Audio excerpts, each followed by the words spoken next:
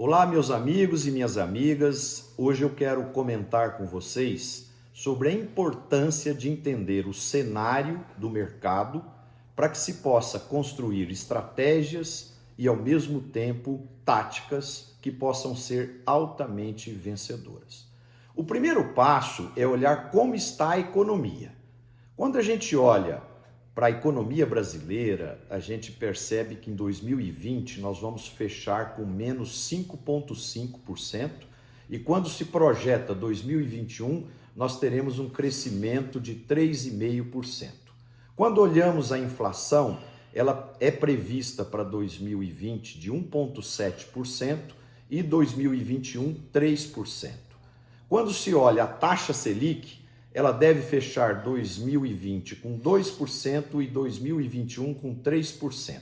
Por outro lado, o câmbio deve fechar com 5,20 esse ano e R$ 5,00 o ano que vem. Portanto, temos um contexto de uma economia recessiva, principalmente por causa dos impactos da pandemia do coronavírus. Quando a gente olha o agronegócio dentro desse contexto, os números são totalmente diferentes. O agro, que representou em 2019 21,4% do PIB brasileiro, ele vai responder esse ano por 23,6%, ou seja, ele terá um crescimento real na cadeia como um todo de 2,5%. Quando olhamos só a atividade agropecuária dentro da porteira, nós fecharemos com um PIB de 742 bilhões de reais, com um crescimento de 10,1% em relação ao mesmo período do ano passado.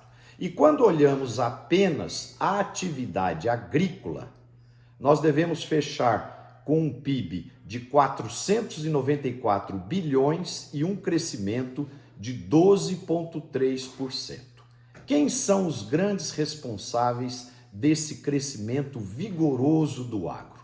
A soja responsável por 22%, o café 20% e o milho 20%. Quando olhamos as questões da exportação, o agro até julho de 2020 exportou 61,2 bilhões de dólares, com um crescimento de 9,2%. Isso significou um superávit na balança comercial de 54 bilhões e as exportações totais do agro representaram 50,6% de toda a exportação do nosso país. Por aqui, a gente pode ver a força e quanto o agro é significativo e representativo para a economia brasileira. Quais são os principais países que compram os nossos produtos? A China, 40%, outros países da Ásia, 17%, a Europa, 16%, os Estados Unidos, 6%, a Turquia e o Japão, 2% cada um.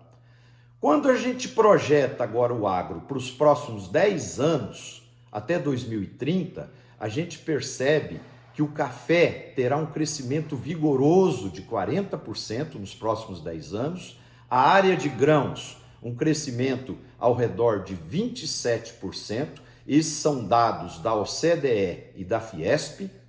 E quando a gente olha a representatividade da soja na economia global, que hoje é 47%, ela se tornará 53% em 2030. Por outro lado, o milho, que hoje representa 23% de todas as exportações de milho, ele vai representar 27%. Portanto, meus amigos e minhas amigas, podemos ver que os próximos 10 anos são muito promissores para o agronegócio brasileiro. E aqui agora vem um dado extremamente interessante que eu peço que vocês prestem bastante atenção. Nos próximos 10 anos, o preço das commodities irão ser reduzidos em 0,7% ao ano. E por que isso? Porque nos próximos 3 anos a economia global ainda estará combalida pelos impactos do coronavírus. E tem um outro fato que o mercado precifica, que ele parte da premissa que a produção agrícola tem um avanço de produtividade natural pela adoção de tecnologia.